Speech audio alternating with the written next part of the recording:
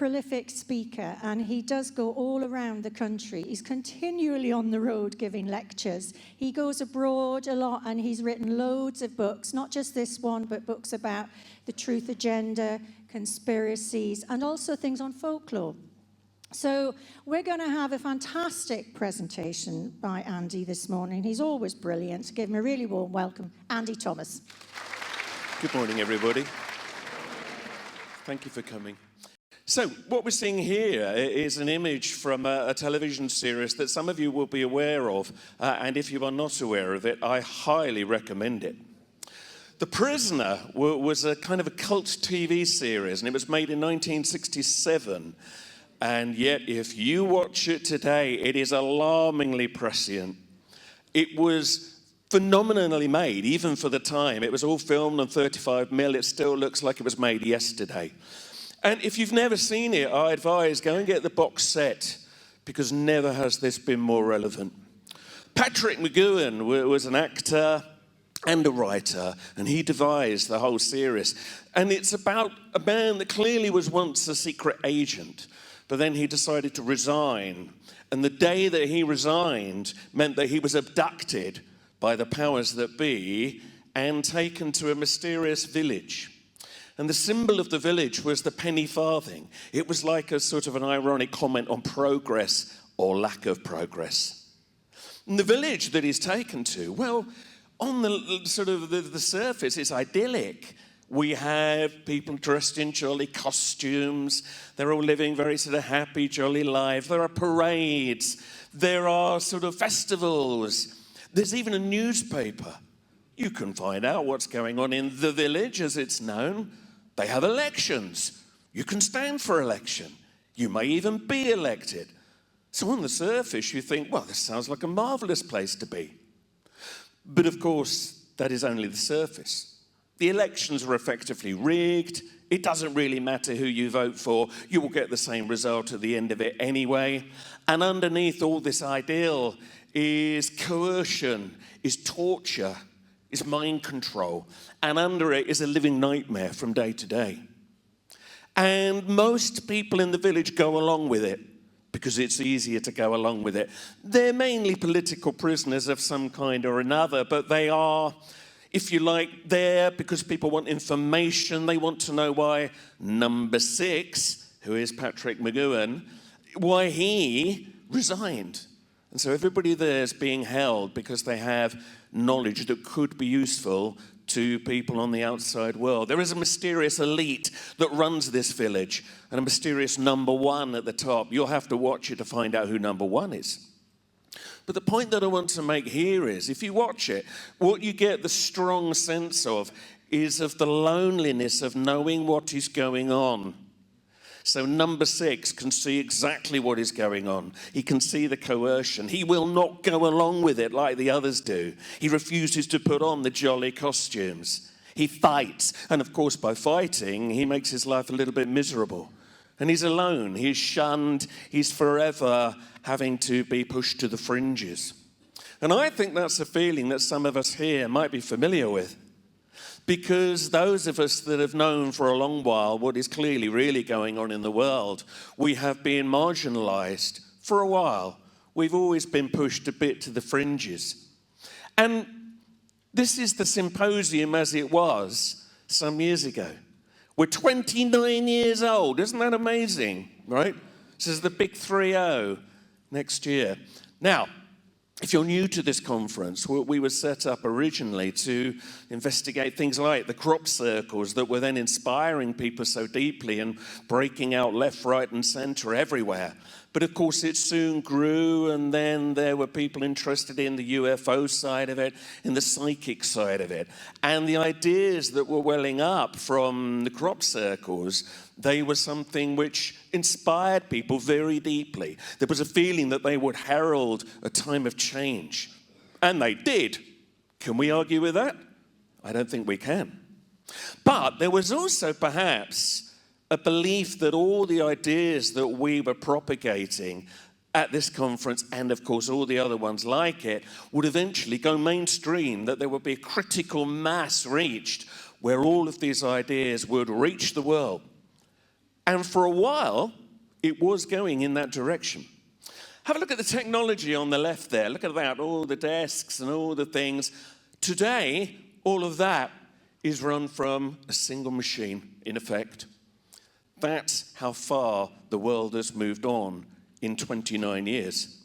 And make no mistake, right, the pre-digital world and the post-digital world, they are very different worlds.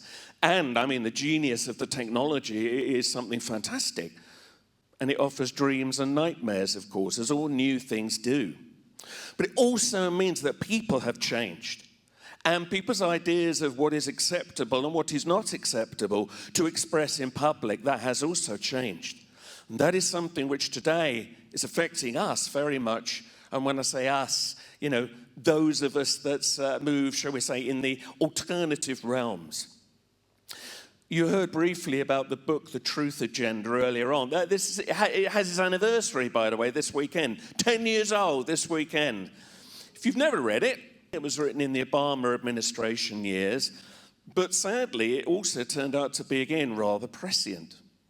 I mean, in the book, I write about the possible rise of green extremism, the extension of the control and surveillance agendas that, of course, were already kicking off back then, but also about online censorship and what was likely to happen if we did not stand up against that. And it gives me no satisfaction whatsoever to find that many of the predictions the book makes are coming true now. Now, incredibly, this book got television advertising at the time, because do you remember Sky 200, Edge Media TV? Does anybody remember this, right? This was an extraordinary channel.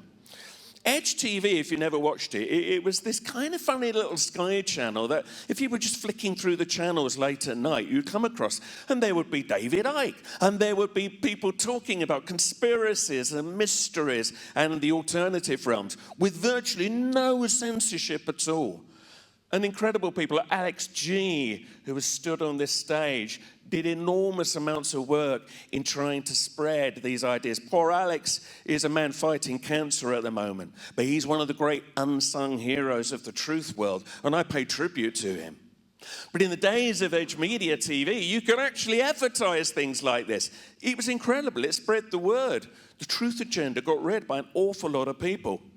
But that could not happen today. There is no way you would be allowed to have a channel like this now. In the end, it ran out of money. It was sad. But you couldn't now. If you tried to start a channel like this, it wouldn't happen. You would not be allowed to broadcast the things that they used to broadcast. And there's no way a book like The Truth Agenda would ever now be advertised on mainstream television. Isn't that sad? But that is now the world that we have moved into. We at the Symposium, we've long been aware of the ebbs and the flows of, if you like, the truth-seeking world. We've continually adapted over the years. We've constantly tried to reach out to new people. Because had we just stuck with all the original subjects, which I know some people would still love us to do only, but we would not be here today. Nearly all of the other events that were going along when the Symposium started, they've gone by the board. And there's a few events out there still doing good work. But on the whole, it's getting harder to keep these things going. And one of the reasons is that we're continually, of course, trying to reach out a little bit more to the post-digital generations. But their world is different. They mix differently. You know, they don't gather in the same way that we did. But that doesn't mean necessarily that they are wrong and we are right. But it is simply a shift. And it's something that we are very aware of.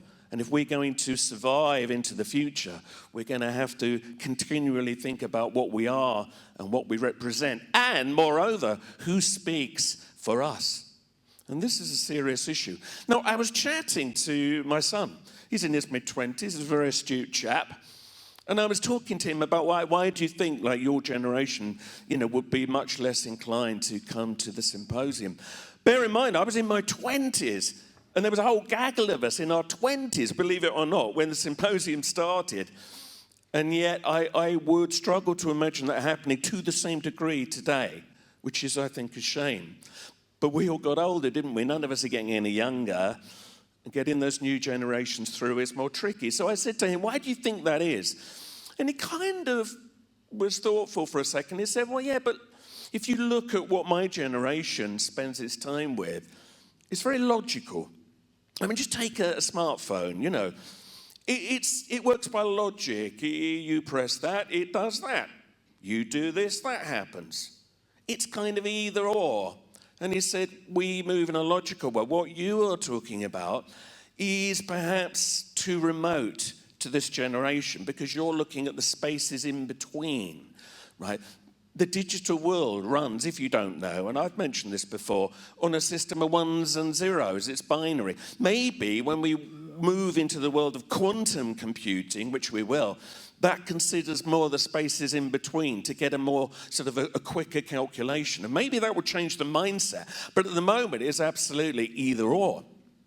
But we here, and the kinds of people that would come to these kinds of events anywhere in the world, we're interested, aren't we, in the spaces in between.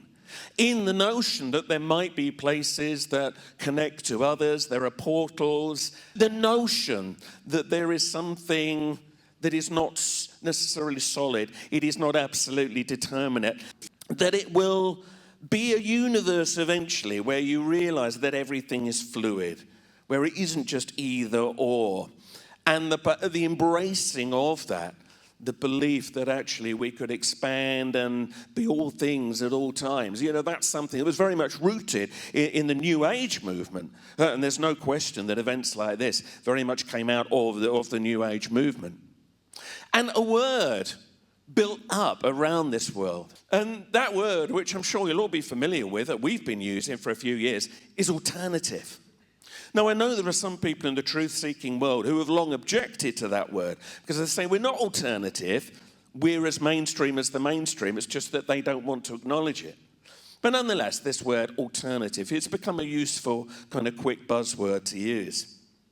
But my son Jordan said, yes, but don't you realize that if you say alternative to like my generations, right, I know what you think it represents, but to what a lot of people think it means is that. And there's nothing wrong with a bit of this, but he said they just see it as hippy-dippy wackos. You say the word alternative, that's what my generation immediately imagines.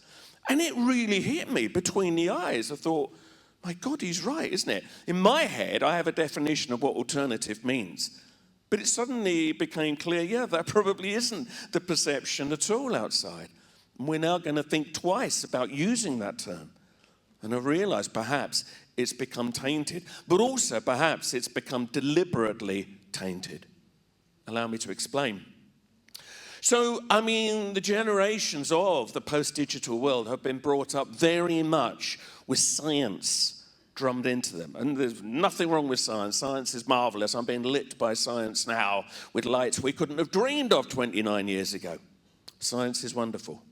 But that harder edge to science, where it declares a very narrow band of reality and says that anything that falls outside of that narrow band simply does not exist. That's the problem.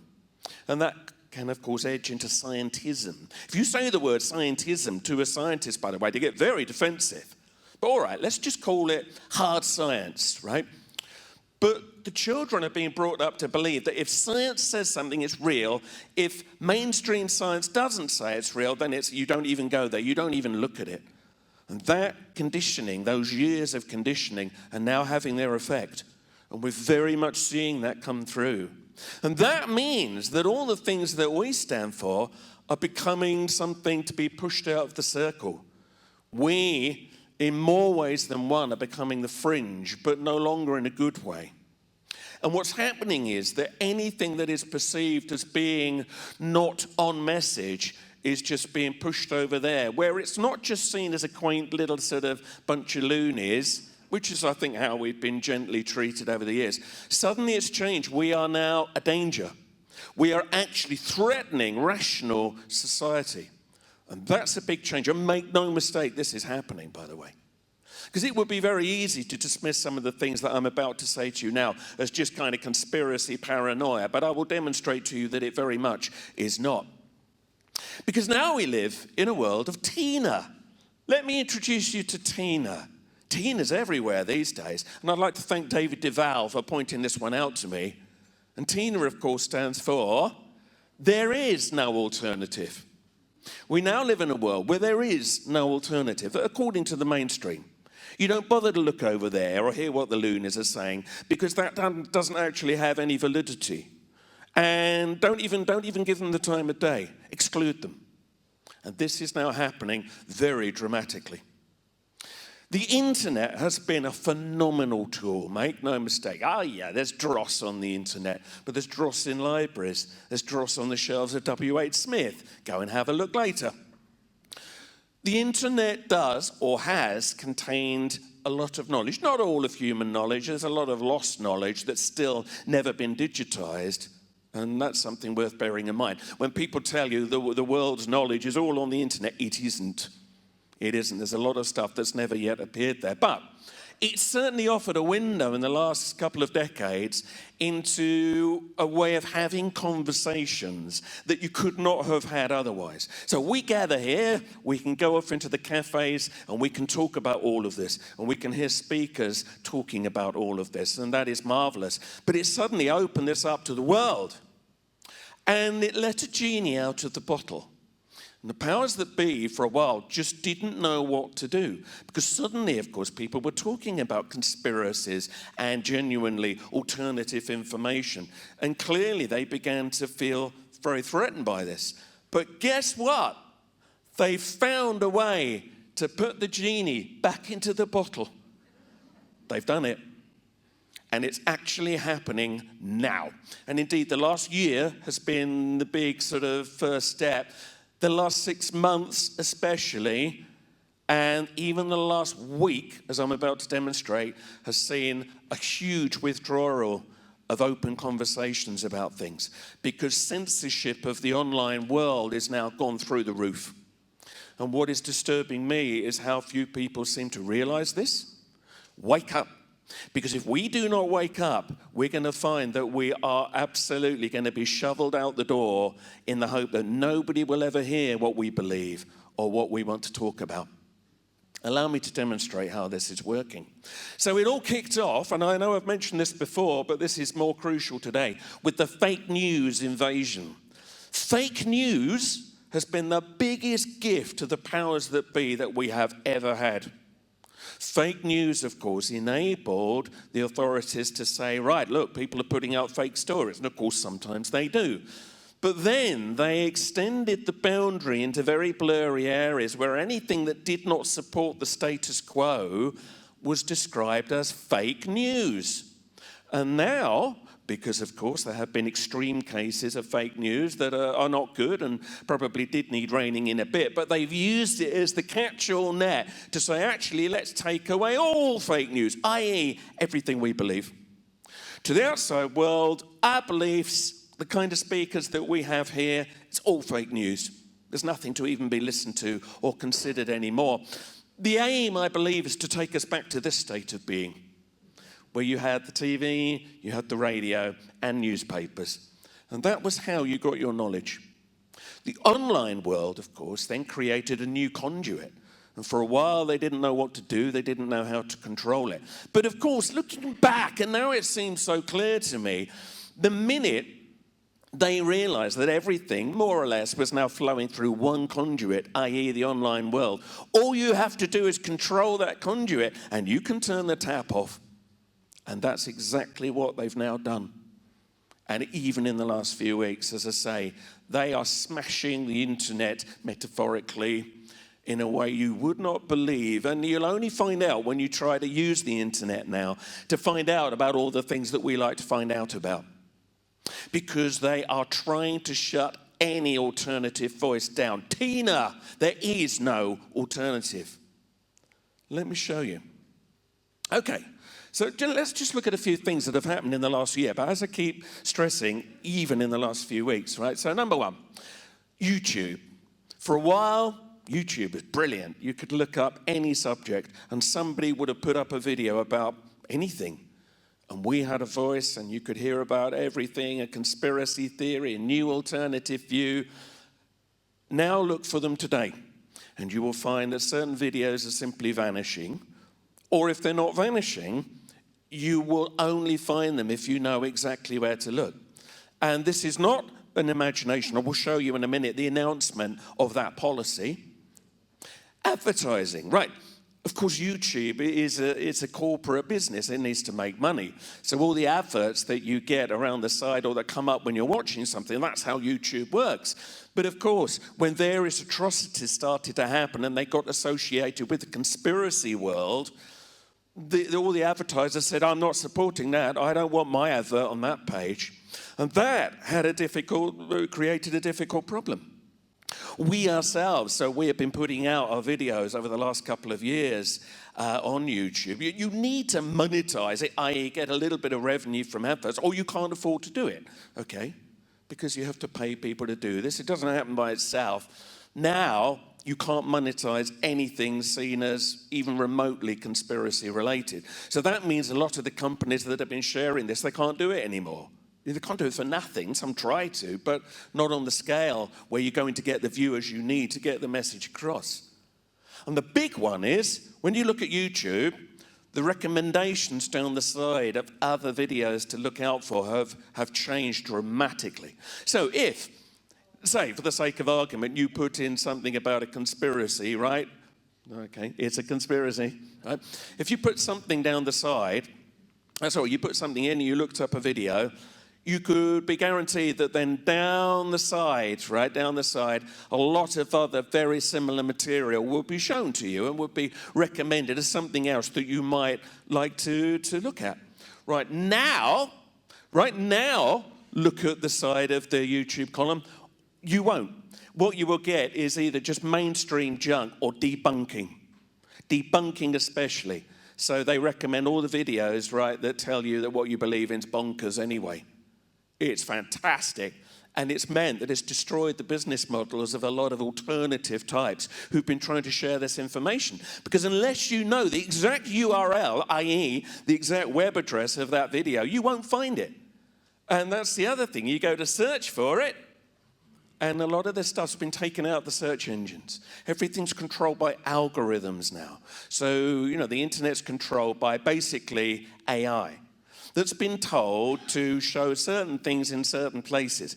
But therefore, all you have to do is change the parameters of those algorithms, and that's what they've done. They've told them not to include, i.e. everything that we're interested in, and it wipes it out.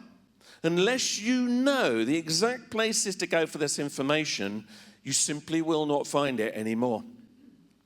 Social media, of course, they really started there. People like Alex Jones and Tommy Robinson, and you will love them or you will hate them. But, they had very strong views, and then it was decided nobody should hear those views. So they were taken off of social media. That was the beginning.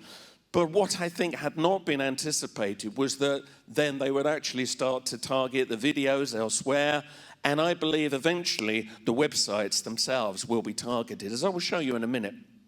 Article 13 is also something which got passed in the EU last year, or no, this year in fact, whereby copyright claims can be made more easily against a website. So if you use, say, an image or a clip of video that is not your copyright, and you might just be using it as what we would call a fair use policy, they can close you down. They can take that video offline.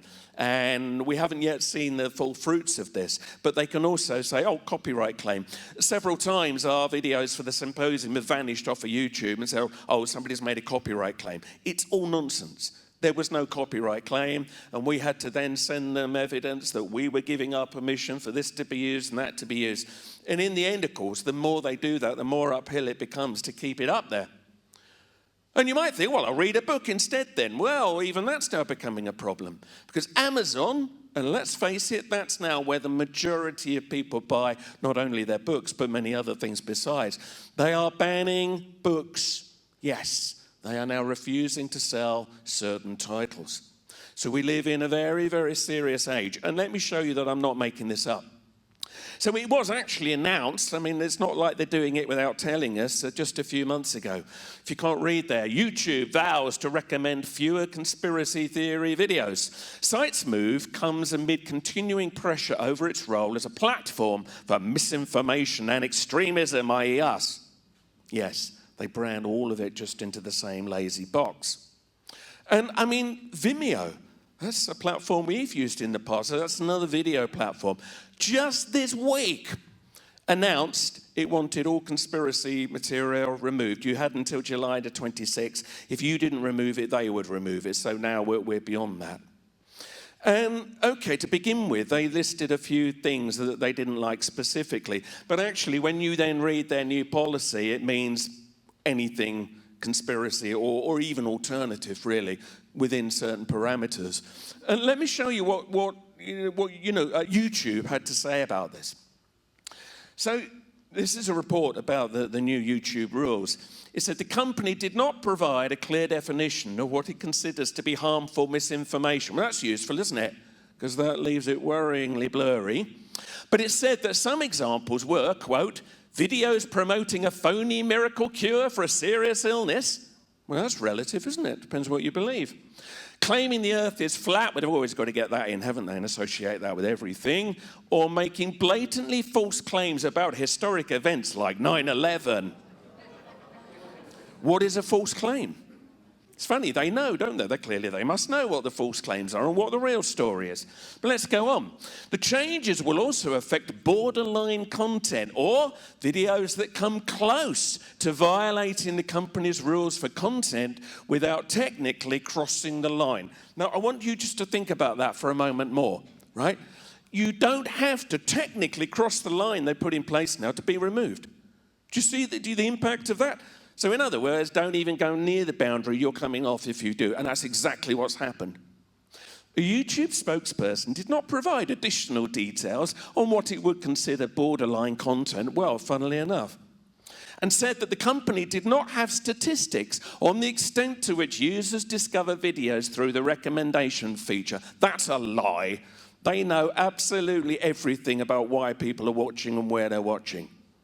But this is the basis they're using to take this information away from us. Now, it's been noticed, especially in America, that that's not necessarily, right, erasing people's belief in conspiracy theories. So what's happening now is people are saying, right, well, I won't use the mainstream platforms, but I'll get more and more people to look at our own personal websites, and we'll put the videos up there. And I mean, this story in the Huffington Post here says that actually there has been some support growing for some of the conspiracy websites, which is inevitable, isn't it? Because we all get defensive, and we try then to find a way to remedy this. However, what that means is they have to try all the harder to kill it. And especially in America, less so here, but especially in America, what they're doing is linking all conspiracy theory with the far right. And they're just putting it all into the same box as far-right extremists. Now, it is true that statistically, right, people on the far right are prone to believing in conspiracy theories. But it's incredibly lazy to then say that if you believe in a conspiracy theory, you are far right. But that is the equation that they are now making. And they're using that to shut down all alternative voices by branding it as extremism. And it's happening here too. I mean, of course, the weird thing is, and this chart is the classic, what they call the horseshoe chart. When you get to the very, very far right, you discover that actually you're very, very similar to the extreme left. And in the end, they're almost indistinguishable from each other. But at the moment, if not the extreme left, but certainly the hard left seems to be influencing more the media, very much so.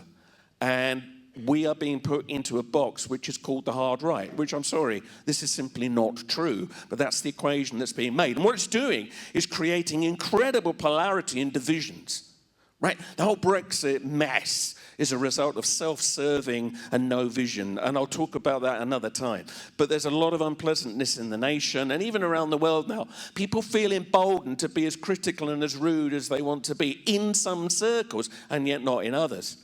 Here's a good quote for you, right? The charity of many people grows cold. No love, not least devotion remains in the people, but rather many false opinions and schisms. Well, that describes today neatly, doesn't it? That was written in 1534 by an Augustine canon. So if it makes you feel slightly better, we've been here before. This was about the beginning of the English Reformation, which of course caused terrible divisions. And then, of course, we had the English Civil Wars, more divisions. There are some similarities. So we've been here before, but isn't it sad that we keep coming back to this? But going back to censorship, the other masterstroke that has occurred was that the authorities have made the online companies, right, take on responsibility for the content that they feature or they host, right? Not just as if they were a platform, i.e. like a telephone service that others were using, but they're saying, no, if you allow that material to be on your server and host these websites, you are a publisher. You are responsible for publishing that information. And as a result, and you can understand why, especially with people like Facebook constantly under criticism, and some of it's valid, but some of it is a way, I think, of shutting down the freedom of the internet, right? What they're doing is saying, oh shit, right, we're not going to go near any of that stuff then. So it's like, well, I can't risk it. Sorry, I can't risk hosting anything to do with that theory or that view there. So they're running scared because in theory, some of the people that run these companies could wind up in the dock personally themselves. So yes, there's probably an element of them working with authorities, but they are also running scared and they're just saying, well, sorry, we can't host this stuff. And one of the big things that has caused, I think, this to really come about comes back to that very difficult subject of vaccination. I'm not going to get into the arguments here, but there are conversations to be had, right, as we have heard before at this conference. There are conversations to be had. Now, listen. My stepdaughter's training to be a doctor. She's a brilliant person. She believes in vaccination. If she believes in it, I must consider why she does, and I will consider, therefore, that I don't know enough, perhaps, to make a valid judgment on it. But at the same time, I understand there are people that are questioning it, and I want to understand why they're questioning it. I want to hear why they're questioning it. I might not agree with it, but I'd like to know, okay, what are the arguments here? But no. Now, if you even try to raise the argument, you'll be taken offline like that, and it's been put on a level of Holocaust denial. That's where it's going. And anything that features what is perceived as anti-vaccine content, that's going to go. And you could even, in the end, be prosecuted for putting this stuff out there. This is a recent BBC story. The then Health Secretary, Matt Hancock, has said, I want all algorithms now operating on the internet to basically not give any links, not give any reference to anything that questions, even slightly, vaccinations. And that's okay, isn't it? Because I know some people are very worried and they think, well, yes, because anti-vax people, you know, they're causing harm to children. Well, okay, let's say that's even true. The difficulty is this. Don't you want to understand why people question, even just to show that they're wrong, right? But no. So we can't have that conversation anymore, and it's getting to the point where if you even host events that cover it, you might find you don't get a venue anymore. We're aware of these issues, right? This is where it's going. But so you might think, all right, well, I won't put it out on YouTube, I won't put it out on social media, we'll have an emailing list. So we'll send out emails about this. So it'll only go to the individuals that want to see it in the first place. Well, guess what? They're finding a way to stop that too. Green Med Info is a very interesting website. It's very much about natural medicine and that. They use MailChimp, which is a way of sending out mass emails. We use MailChimp as well for the symposium. MailChimp has now said you can't use us if you put out anything that is perceived as anti-vaccine content. Now, Green Med Info is not anti-vaccine. They talk about the conversation. They want to hear about other natural ways, but they're now branded anti-vaccine. So MailChimp said, sorry, you can't use us anymore. And presumably all other emailing companies are soon going to do the same thing. So that means you can't even send out large emails, because trying to send out to thousands of people just trying to use, you know, your normal email, it's not practical, it's not doable. So they can even now stop that voice. And that, of course, is of great concern. And then, what's the next step? Well, surely the next step is the websites themselves will not be hosted. My prediction is this. That not only will you not see links and that you will not see YouTube videos and all of that, that eventually the new publishers, not just platforms, will say, sorry, we can't host your content anymore. So you can't have your website running on our platform, you know, or publishing platform. I believe this will be the next step. They'll just say, sorry, you can't have your website. Now, okay, there will be people who will try to set up alternative systems. But, you know, if it's not a massive company, you are simply not going to have the cloud to make it work. And this is extremely concerning.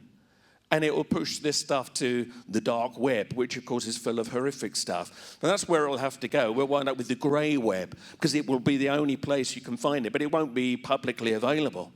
This is where everything is currently going, and it is of great concern. And then, of course, right, all the subjects will gradually sort of blur. The next thing will almost certainly be you cannot question climate change. We have Piers Corbyn speaking tomorrow. He's a controversial figure, there's no question. I don't know if I agree or disagree with him. I'm curious to hear what he has to say. But we've actually had trolling over this.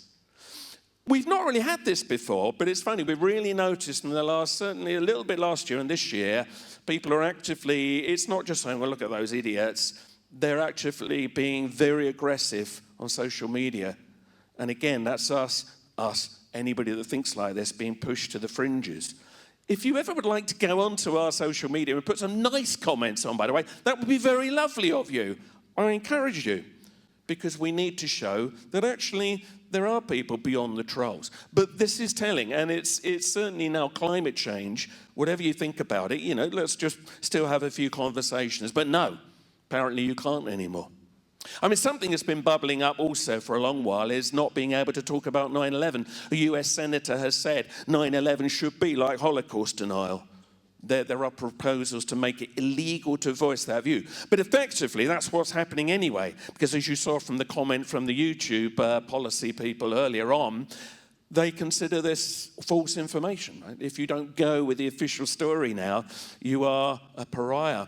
And at the moment, I mean, we're able to have conversations about things like 5G, but for how long? At the moment, there's been a bit of public concern, but I reckon within a year, when the big companies get their way, you won't hear anything in the mainstream about the concerns, because there's too much money and there's too much power, right, at stake here. And some of you may have noticed over the last few weeks, we've been having the massive 50th anniversary celebrations of the moon landings. Now listen, did we go to the moon or did we not? I don't know. But what I can tell you is this, some of those images are phony. There's just no question about it. And that means there's a conversation to be had. On the panel at 12 today, we'll have one of Britain's top lunar conspiracy experts, Marcus Allen. I'd like to hear what he has to say. Will I agree with him? I don't know. But I want to hear what he's got to say. But that now is also going to be erased. I was amazed that we did hear about the conspiracy theories as much as we did during the celebrations. It's like people kept having to mention it to quash it. And there were a few very vitriolic articles basically saying all these nutters who question it. But then it goes beyond that. It's not that. It's like they are dangerous. They are dangerous people seeding misinformation, misleading the young. And as Stuart said yesterday, it's interesting. What they did with all the anniversary celebrations is to retcon it. Did you notice how many of the programs had used new graphics? They'd added in things that they don't tell you which bits were original footage and which just computer graphics. And generations watching this today that didn't grow up with the original moon landings will take that as their starting point in the future. They're, oh yeah, well, all that amazing evidence and all the visuals, some of it's not even real. But they don't tell you which bits were real and which bits weren't. Invented conversations from the astronauts, dramatized things that actually probably didn't even happen. But that's now been put out into the record in the last few weeks to reset the myth, because they knew so many people were questioning it. My prediction is when we come round to the next anniversary, 60th or maybe 75th, there'll be no mention that anybody ever questioned this. That's what they're hoping. And that all of that madness will be confined to the dark web alone. Which means, what all of this means is, orthodoxy has now been declared. There are orthodoxies being declared absolutely everywhere. And if you stray from the orthodoxy, you will suffer. But of course, the minute you declare an orthodoxy, what do? You create heresy. And we are the heretics. Make no mistake. We are no longer just fringe idiots to be dismissed. We are the heretics. And we are going to be treated as people worthy of burning. I don't think they'll actually burn us, but metaphorically, there are people that would like to. Look at some of the comments on social media. That we are dangerous. We are upsetting the apple cart in a way that endangers civilization because we're not going with the orthodoxy. It is traditional at this point to cite two novels. Brave New World by Aldous Huxley, of course, it comes up with another way of stopping heresy. It envisages a future world where history is erased. They know there are history books, but people are encouraged not to want to know about it. That was a time of primitivism and savagery. Oh, don't want to hear about that. I want the world I'm in. They have drugs, they have entertainments. Everything's just nice enough to keep everybody from ever wanting to know about what happened before, when you could find out the truth of what was going on. So erasing history has always been a good way of getting people under control, and that's what they're trying to do now. And then the other famous novel, of course, Orwell's 1984. If you haven't read it, for God's sake, read it. They literally burn history. So Winston Smith, right, the main person in the story, he actually is employed to burn newspapers, burn old documents. You destroy history. Because as the slogan says here, who controls the past controls the future. And that is exactly what's happening. We are burning our history now. And we're being left with one orthodox history. And that is all they want people to know. Because their gamble is, in a few generations' time, when they've taken all of this material off the internet, they won't find it. The new generations won't find it. They won't want it. They'll find it repellent. They'll never hear about it. They'll never know. There is no alternative.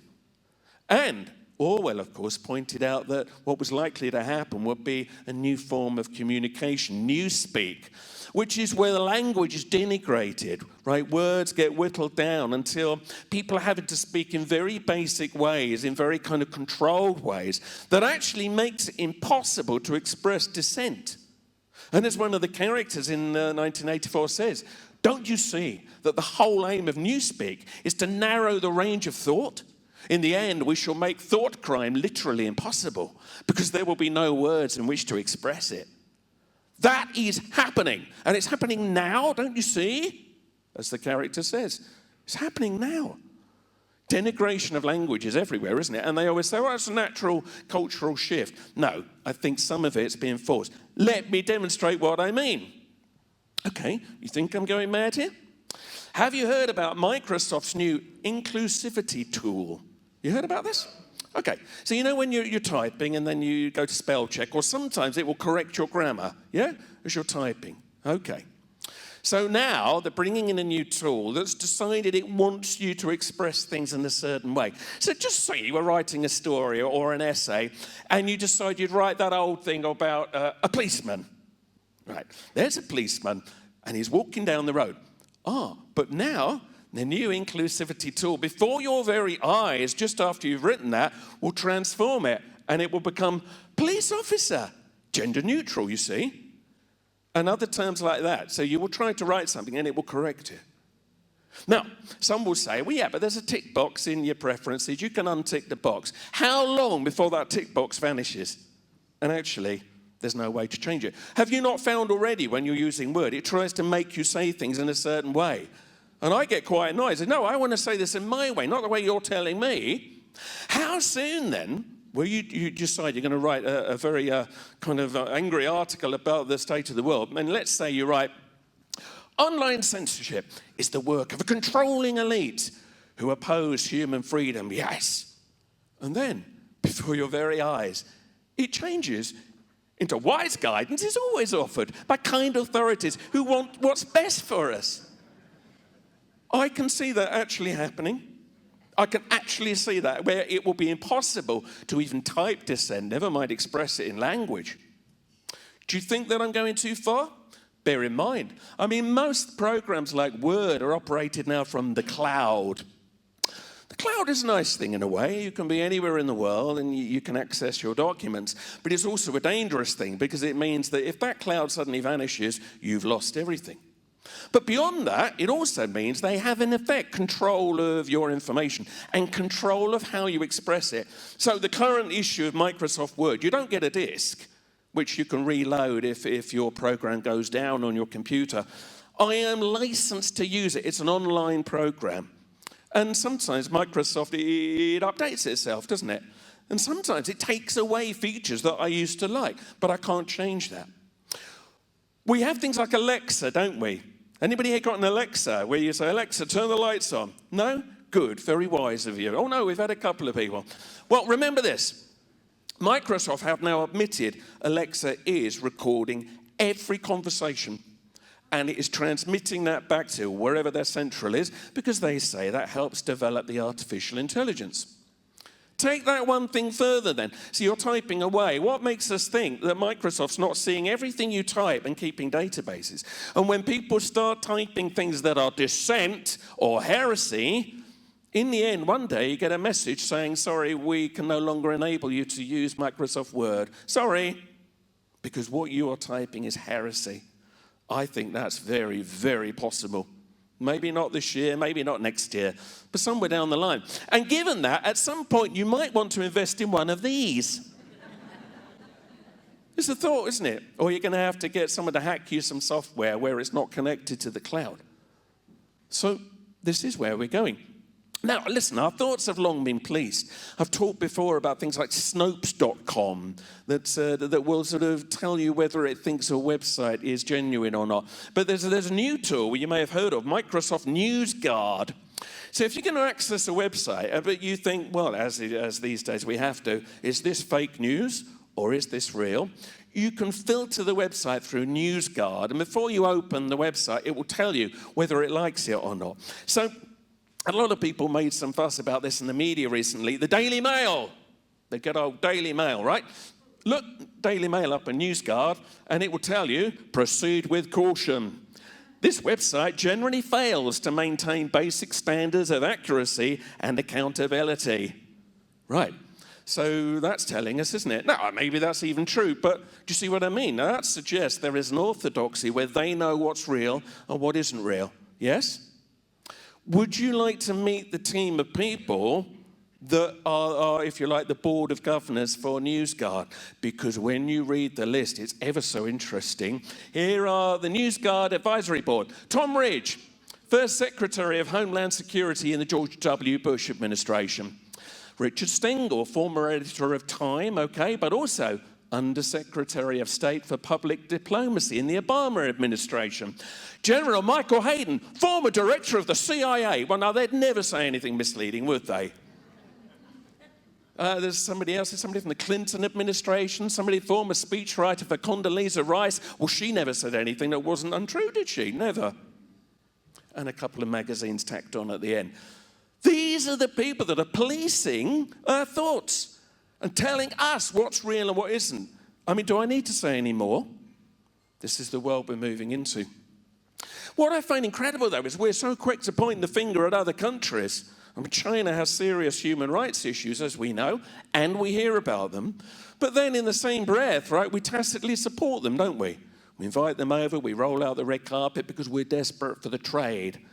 Mr. Trump has created a trade war, but we're trying to sort of stick in and stay with them. So we tolerate things that we wouldn't necessarily tolerate from other countries. It isn't just China. You can probably invent the list yourself. But we all know China's now bringing in some of the most incredible surveillance technology ever developed. Facial recognition. It's absolutely the Orwellian state, even beyond what Orwell could ever have imagined. And there's been some fuss, hasn't there, about Huawei. And possibly rightly so, because they clearly have strong links with the Chinese state. And so people are saying maybe we shouldn't use that technology, because how do we know that it won't in some way be misused? But what they don't tell you is, what about the other companies that are helping to set all of this up, including Google China? Google China's giving in to everything. It's creating web searches that won't show certain things. And it's doing the same here, of course. But it's funny because that's over there and they're authoritarian, so, you know, we'll criticize them. It's happening here, not as overtly yet, and yet on one level it is. And here's the thing. Are we honestly saying that once all this technology is in place, that it will not be deployed against us? Do we truly believe that? Because I don't. We also know that people are encouraged to police themselves. The no platforming movement of students. Anything they don't like, which isn't an illegal view or any of that, they brand it fascism, and then they won't let those people speak. That's a concern. That ain't free speech. Free speech is now coming up against the need from certainly some generations for inclusion and sensitivity. Now, they get branded rather unfairly as snowflake generation, okay. But there's certainly something to the fact we do have some people coming up now that cannot cope with difficulties, and they cannot cope with criticism or anything which is expressed, which is slightly dark, okay. And the problem with that is, how can you have free speech? The likes of us are now seen as the big shark coming for all the poor little fishes who don't want to hear about all the dark things. Because, of course, we're criticizing people. We're saying the state's not telling you the truth. That terrible thing's happened over there and they've lied about it. And they're going, oh, but don't tell me that because, you know, you're sort of encroaching on my rights for a peaceful, happy life. And on one level, I understand it. They're afraid to hear this information, as you should be. But instead of being empowered, saying, I'm going to do something about it, what they're doing is they're backing away and saying, oh, stop it. You're the big shark now coming to get us. So free speech is not necessarily even welcome, right, amongst some people. That's a shocking thing. And yet, don't you find it really weird that so often when you talk to people, and I don't just mean us, just go home and talk to anybody, don't you find most people on the whole will agree about certain things? But you can't express it in the media. And there are certain ways that we're having pushed on us that when you talk to people in the pub, nobody agrees with it. And yet the single fish always seems to determine the way everything in the mainstream media goes. Is it because those generations are now in charge of the mainstream media? Or is it that there is an agenda? Which, of course, takes us back to conspiracy theory, but that doesn't exist, does it? Or you can't find out about it anymore. And just to show you the gulf between what people actually believe and what actually, right, is being shown to us. Briefly, back to Doctor Who. I like to follow Doctor Who, right, because it's been running for 55 years, and it's a good little temperature taker of where society's at. So Doctor Who became a woman last year, and it was all right. She's all right. She's not a force of nature. I don't think she was served well by the scripts. Very poor scripts, some of them. But that's not really the point that I want to make here, right? The point I want to make is if you were to look at a website like Rotten Tomatoes that aggregates critics' results, you'd think that that was the best season of Doctor Who we'd had in years. So I'll zoom in on this, right? It gives it 93% on the tomatometer. It's good, isn't it? So critics, and by the way, look at the amount of critics. So this is based on 38 reviews, 38 people, 93%. You think, blimey, that must be absolutely brilliant. Now look at what the fans think, because down the side you then get the public's view of something, and my God, the division is incredible. The public, only 22% of them liked it. So that's the huge majority thought it was absolutely appalling, and I've never read such vitriol against a Doctor Who season ever before. Now, Doctor Who doesn't matter, but what the point is, you don't hear that, do you? And I bet now Rotten Tomatoes is trying to find ways to hide the audience scores, because of course they make money by promoting certain things. So we're told it was the best season of Doctor Who ever. Well, clearly it wasn't, but you're not allowed to express that anymore. Free speech is an issue. Last year I gave a tour, right, all around England, big cities, talking about conspiracies. It was fantastic. It was like rock and roll. In the network that booked me, they're very much aimed at younger people. Here's some of them from Manchester. If you look carefully, you see David Edelman sitting there, young man. So here's the thing, right? It was fantastically attended. We had an incredible amount of people saying, yes, we want to hear about conspiracies. So then the network said, let's mount a tour where we talk about censorship, because yes, we should all be very concerned about online censorship. Guess what happened? Nobody wanted to come. They couldn't get anybody. There's so few, they had to cancel the tour. And that really shocked me. Because it's like, yeah, they're happy to hear about the lurid fascination of conspiracies, but when you then take it on to the whole point of it, for me, which is about conspiracies are used to shut down free speech and control us, they didn't want to hear that. Now, I'm not condemning them for that. They're in debt, student debt a lot. They've got difficulties going on in their lives. You know, they don't have the time and the money we have maybe to sit around and talk about this kind of stuff. But I was shocked that free speech doesn't seem to matter to them, or they just, I don't know, they've got their heads in the sands, I don't know. But unfortunately, it means a lot of people don't necessarily think that the new absence of free speech is an issue. We know that younger generations will act. Extinction Rebellion. shows that they will. Now, I know that not everybody is a fan, but I do have people involved that are lovely people. And I must therefore be open to what they believe. I think it could be misused, though. And a few people are worried it could be misused. It's funneling all that rebellious energy into one very narrow conduit. And it's kind of getting in, I think, to a cul-de-sac. I wish them well. You cannot argue with their ultimate aim. Nobody wants the planet to be ruined, okay? But I think that, for instance, believing that you'll get rid of all carbon from Britain by 2025 is simply not realistic and would ruin our economy overnight. But also, I want to hear them talk about more than just carbon and global warming. I mean, loss of habitat is a massive issue, especially in our country. They're building over the countryside at incredible levels. And it's not to give people housing, it's to keep the economy bubbling along. Because the houses they're building will not house the homeless. They will never be in those houses. It's a false way of keeping the economy alive. So let's hear more about that. But the young are being targeted, and especially with Extinction Rebellion. There's a lot of young people involved, which is good. But then you see adverts like this. Has anybody seen these adverts? They've been on the telly, they've been on the radio. You'll hear children's voices saying, I want to breathe cleaner air. I want a world where there are still polar bears. And all of this. And you think, well, that's very nice. And then it hits you with what it advertises. And then it says, if you want to save the world, get a smart meter. That's what it's advertising. And it honestly is selling to the young smart meters. They'll save the world because you'll use less energy instead of just using less energy. You've got to have a meter that tells you, oh my God, I've got to use less energy. And this is now getting so insidious. I went to the Hampton Court Flower Show with Helen recently. This garden here is a rather kind of unpleasant mass of tarmac, and it would fill up with water, and then the water would turn to steam. And I didn't think it was very nice, but guess what? It won the best garden because it's the smart meter garden. Best show garden. I mean, it looked terrible, but of course it wasn't voted for with the way it looks. It was voted for for ideological reasons. And let me show you the description they put. This garden reminds us that by coming together and taking small individual actions, like installing a smart meter or planting trees, we can all deliver huge environmental benefits. This is incredible. So if you've missed this, by the way, the problem with smart meters is it's increased EMF. That is a serious issue. It's also a hacker's delight. Anybody will be able to hack into any file you've got, even by hacking into your kettle when everything is smart. That's why smart meters are not so smart, but we're being sold this. And meanwhile, us trying to talk about all the concerns, what's happening? There is a massive curtain coming down between us and the rest of the world so that the rest of the world never hears what we've got to say. And we are now being reduced to peering out from behind the safety curtain in the theatre, just trying to get the odd message out where we can. So, who will speak for us, therefore? Who does speak for us? I mean, we already have acknowledged, right? The mainstream media is not going to do it, is it?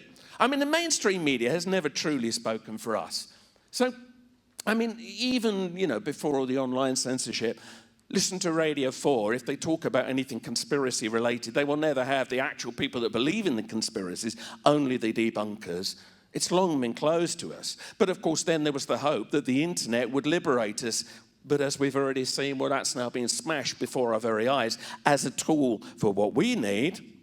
We've established that younger people seem, for whatever reason, not to care too much about free speech. I'm not condemning them, they're lovely people. But it doesn't seem that free speech is too much of an issue, and the danger of that is, where does that go in the end? But worse, perhaps, of all, is that even people in the truth-seeking, well, we've been too silent. And people I speak to, they're going, oh, is that really happening? Which shocks me. If we're going to make a difference, we've got to be aware of what is going on. And I think it's time now to make an admission. We all hoped, especially when this conference was set up, that our ideas would permeate, critical mass would be reached, and the whole world will think as we do. That at the moment's not true, and it's time to acknowledge something quite shocking. We have lost. Not the war, but we've lost the battle. And that might sound defeatist, but it's not, because this is important to acknowledge. If we go on thinking that we're changing the world and everyone's going to agree with us, we're going to hit a brick wall. That isn't where things are going at the moment. Because, right, the knowledge, right? All the talk that we're putting out there, right, is simply not reaching the new people that need to hear it.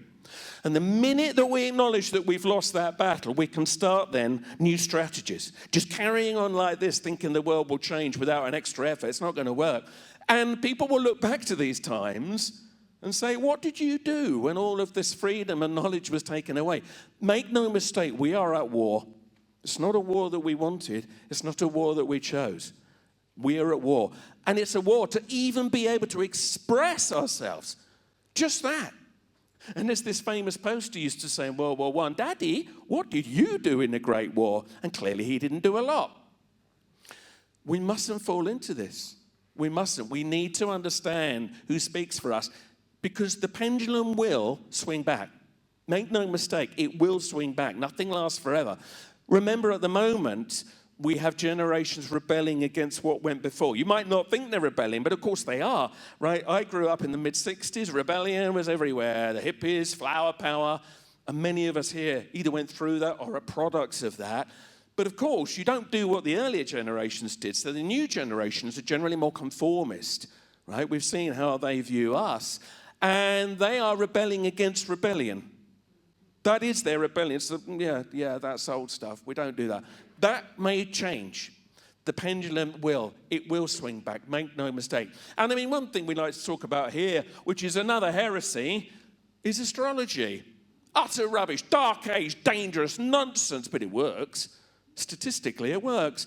And it might just offer a little bit of hope that Pluto, which is currently in Capricorn and causing a lot of the difficulties and problems we're seeing, will be moving in 3 years' time. When it goes into Aquarius, Pluto in Aquarius is often associated with, quote, right, it's always looking for hidden truths and subtle meanings behind everything in the universe. So it might look at the moment like no one's ever going to listen, but they might come back to this. They'll want to know again what the underlying truth is. They will want to know again, you know, the wider meanings, the spaces in between. What we need to do is to gather the knowledge and preserve the knowledge. In the Dark Ages, when most of society was beating each other up, right? The monks, the scholars, they kept writing the knowledge down. The ones that could see what was going on, they didn't follow that. They kept preserving it, and then eventually it would come out in the Renaissance, and eventually all of this knowledge was rediscovered. And the printing press got invented, and that was a major revolution. Suddenly, this knowledge could then be disseminated, which is, of course, why many regimes always try to shut down the printing presses. Well, that's what they're doing now, but instead of the printing press, it's now the online world. And make no mistake, as we've seen today, we might have to go back to print media.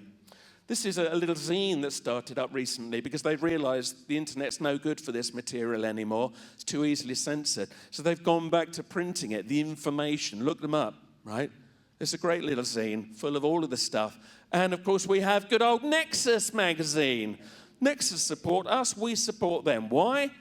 Because this knowledge needs to go out there, and soon you might find Nexus is the only place you even find out about it if you can't read about it online. Printed media will come back and will find its value, and in the end, W.H. Smith will stop selling it, and you'll have to go directly to the people publishing it, but you'll find your way to it.